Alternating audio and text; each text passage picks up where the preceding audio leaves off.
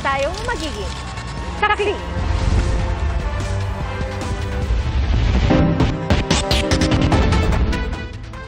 Critical pa rin ang 15 anyos na estudyante na binaril ng kanyang dating kasintahan sa loob mismo ng classroom sa Santa Rosa Integrated School sa Nueva Ecija. Critical din ang suspect na 18 anyos na nagbaril umano sa sarili. Saksi, si Rafi Tima. Nagmamadaling rumisponde ang mga emergency personnel sa school sa Nueva Ecija.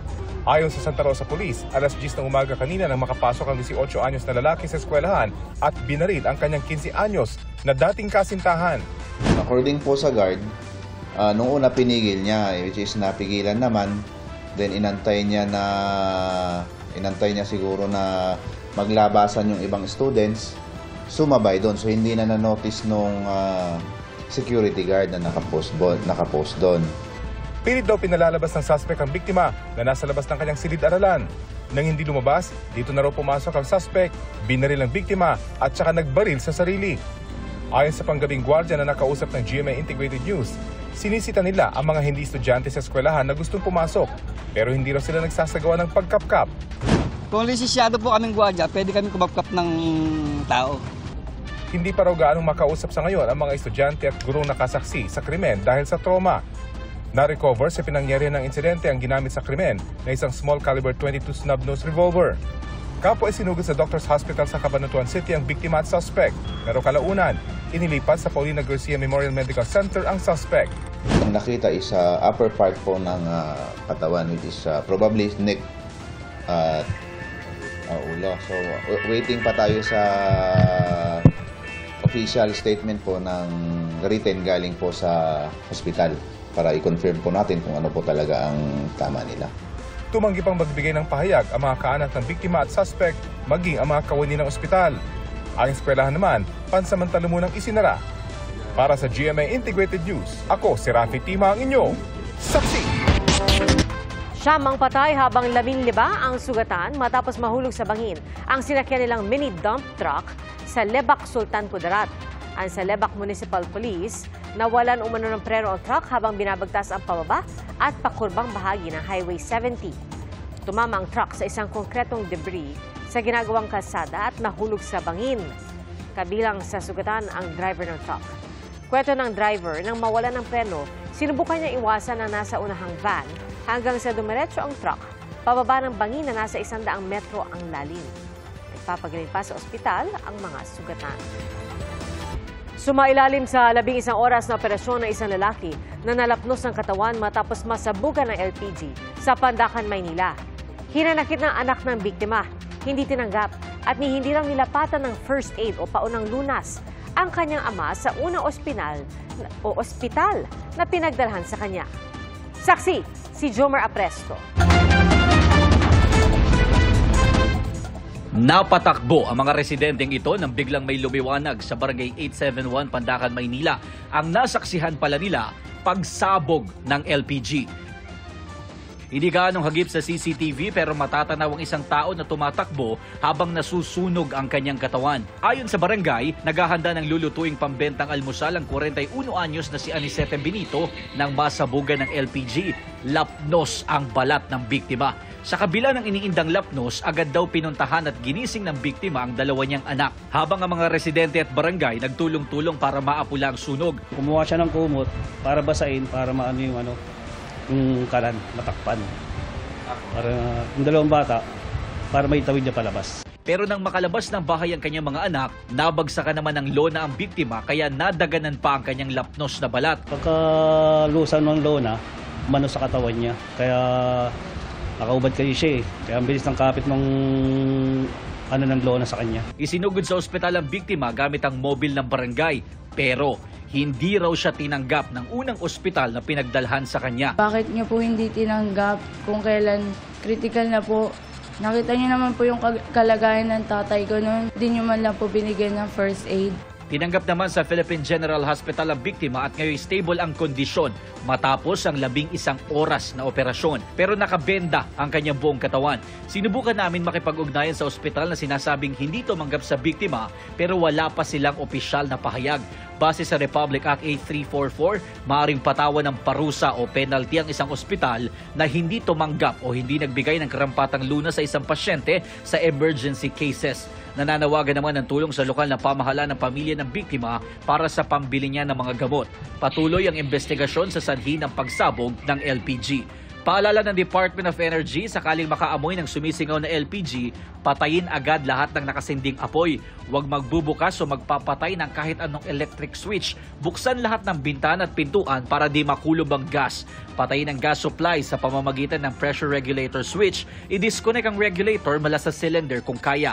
Kung matindi ang gas leak o hindi tiyak kung anong gagawin, lumikas sa lugar at tumawag ng bumbero. Para sa GMA Integrated News, ako si Jomer Apresto ang inyong saksi. Sugatan na 4 na magkakaanak matapos silang tagain ng kapitbahay sa Cainta, Rizal. At batay sa investigasyon, matagal na umanong may alitan ang dalawang panig. Nasa loob daw ang pamilya nang may marinig na bumabato sa kanilang bubong. Paglabas ng kanilang padre de pamilya, nakaabang na pala ang suspect sa tinaga sa tiyan ang biktima. Doon na po lumabas ang dalawang anak at ang asawa ng biktima, pero sila naman ang pinagbalingan ng suspect. Dinala sa ospital ang mga biktima. Pinakabata ang anak na 16 anyos. Gayun din ang suspect na nasugatan din. Na-recover ng mga otoridad ang itak na ginamit daw sa krimen. Desidido ang pamilya na sampahan ng reklamo ang suspect. 4 na ang naitalang nasawi sa mga pasyenteng may leptospirosis sa National Kidney and Transplant Institute. At sa dami ng dinadalang pasyente, ginawa ng ward ang gym ng ospital. Saksi, si JP Soriano. Isinugod dito sa National Kidney and Transplant Institute o NKTI si Mike matapos magsuka at sumama ang pakiramdam. 2 araw yan matapos lumusong sa mga bahang dulot ng mga bagyo't habagat sa Taytay Rizal para bumili sana ng pagkain.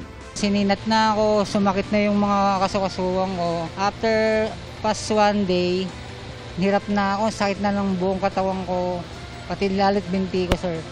Ayun po, hindi na po makalakad. Dito nakumpirmang may severe acute leptospirosis si Mike at kailangang mag-dialysis dahil apektado na ang bato. Isa lang siya sa may 50 may leptospirosis na naka-admit ngayon sa NKTI. 4 ng may lepto ang pumanaw sa ospital. Ayon sa pamunuan ng NKTI, dahil overcapacity na ang dami ng mga pasyenteng dinadala sa emergency room, kinonvert na rin nila ang kanilang wellness center o gym bilang isa sa mga ward nila. At narito po ngayon naghahalo ang mga pasyente ng iba't ibang sakit, pati na rin po yung mga pasyente ng leptospirosis. Dahil diyan, may mahigit 100 pasyente na sa emergency room na hanggang 64 lang sana ang kapasidad. Ginawa na ring lepto ward ang gym ng ospital para sa mahigit 20 pasyente. Ang mga matitinding kaso nasa mga regular ward at ICU. Nang pumupunta sa amin dito sa institution namin, sa NKTI, ay mga malulubhang kaso ng leptospirosis na nangangailangan ng dialysis kasi pumapalya ang kanilang bato. Bukod sa bato, tinatamaan na rin ng leptospirosis ang baga ng ilan. Yung ibang pasyente po, nagkakaroon ng dugo sa kanilang baga. So nagdudura sila ng dugo. Tapos pag in-x-ray po natin sila, yung lungs po nila puting-puti na. Ibig sabihin po, dumudugo talaga sa loob. Bukod sa NKTI, punuan na rin ang emergency room ng Ospital ng Maynila o OSMA dahil sa mga dami ng dinalang may leptospirosis. Pero ayon sa Department of Health, hindi bababa sa 15 pang DOH at GOCC hospitals ang kayang tumanggap ng lepto patients. Ang datos nga natin mula July 13 hanggang August 6, 2025 ay 1,272 cases nationwide. 45% na mas mababa sa naranasan natin na 2,000 cases noong parehong panahon nung nakaraang taon. Itinanggi ng Health Department na may kinalaman sa pagkapuno ng mga ospital ang zero balance billing policy na binanggit sa State of the Nation address ni Pangulong Bongbong Marcos. Nung panahon rin na nagsona, yun yung panahon na ang daming ulan, hindi ho ba? At ang incubation period ng leptospirosis na 1 to 2 weeks. Ito na ho talaga yung panahon na inaasahan natin. Paalala ng DOH sa mga hindi makakaiwas sa baha, magbota, agad na maghugas ng paa at maligo pagkatapos at uminom ng gamot pangontra sa leptospirosis sa loob ng 24 oras. Para sa GMA Integrated News, JP Soriano ang inyong saksi. Bukod sa 18 pangalan ng mga pulis na ibinigay ni Julie Dondon Patidongan, may iba pa raw ng mga pulis na tinitingnan ng NAPOLCOM na posibleng dawit sa kaso ng mga nawawalang sabongero. Ang Department of Justice naman magpapatulong sa Japan at sa University of the Philippines para masuri ang mga butong nakuha mula sa Taal Lake. Saksi, si Ian Cruz. July 10 ngayong taon nang ma-recover ng mga otoridad ang unang sako ng mga buto sa gilid ng Taal Lake sa Laurel, Batangas. Sa paglawak at paglalim ng pagsisid ng mga diver at sa paggamit ng high-tech na gamit, dumami pa ang kanilang natagpuan. Pero sabi ng PNP, walang nakuha ang forensic group na traces ng DNA profile sa mga butong inisyal na nakuha mula sa lawa. Kaya para bigyang daan ang mas advanced na pagsusuri, humihingi na raw ng tulong ang Department of Justice sa University of the Philippines Anthropology at Forensic Pathology Departments, pati na sa bansang Japan. The Secretary still believes, especially with the teeth, lalo na po yung buhok, na pwede pa natin to ma-DNA. Isang bungong may mga ngipin pa ang kasama sa naiahong mga buto sa dive noong July 29. Pinaniniwalaang may nakatagong DNA profile sa nasabing mga ngipin. May underwear ding nakuha. 4 na sako naman ang na-recover noong July 30, kabilang ang tila isang set ng mga buto ng isang tao. Ang isa pang bungong nakuha ng mga diver noong July 31, nakabalot pa sa tela. At noong August 1, nakakuha ng hinihinalang buto ng tao ang mga diver kasama ng iba pang mga buto. May nakuha ring jacket, pantalon, damit na may nakaimprentang rosas at iba pa. Hinihinala ring buto ng tao ang mga nakuha noong August 2, pati na nitong August 3, bukod pa sa mesh net at 2 sakong may sinkers o pampabigat. Kahina-hinalang bagay din sa loob ng mesh net ang na-recover nitong August 4. We have yet to really determine how many bodies we are talking about given the remains that we have seen. Bukod pa sa DNA sample, isa sa mga pwedeng maging daan para ma-identify ang isang individual ay sa pamamagitan ng mga ngipin. Kaya makikipag-ugnayan daw sila sa mga kaanak ng mga nawawalang sabongero. We'll also start to look for dental records and create a dental bank record, if that's what we call it, so that we can identify also kung sino talaga itong mga to. Sabi ni Clavano, bukas pa rin daw sila kung sakaling makipag-ugnayan sa kanila ang mga kaanak ng mga nawawalang sabongero na umatras na sa kanilang kaso. Sa tingin po natin na kahit umatras na yan sila, they would still want to know whether or not itong mga remains na ito ay yung kamag-anak nila. And if they do identify, that is still something that we can use. Si Julie Dondon Patidongan, patuloy daw nakakatanggap ng banta. Marami. Katulad nung kagabi, may sasakyan doon, paikot-ikot. At ngayon, chinik ko yung plaka, hindi tugma doon sa sasakyan. Hindi lang sila makakapasok doon sa kung saan ako naroon. Ang NAPOLCOM naman, sinabi na bukod pa sa inisyal na 18 pangalan ng mga pulis na ibinigay ni Patidongan, may iba pang mga pulis na tinitingnan at iniimbestigahan ng ahensya. Aminado ang isa sa mga pinuno ng NAPOLCOM na may nagtangka at may magtatangka pang manghimasok sa ginagawa nilang investigasyon. Marami na akong nakikialam, marami na akong nagsusubok mag-interfere. Pag sinabi ko pa ho yung rango ng mga general na yun, marami pa lalong makikialam. Para sa GMA Integrated News, ako si Ian Cruz, ang inyong saksi. Mga kapuso, maging una sa saksi.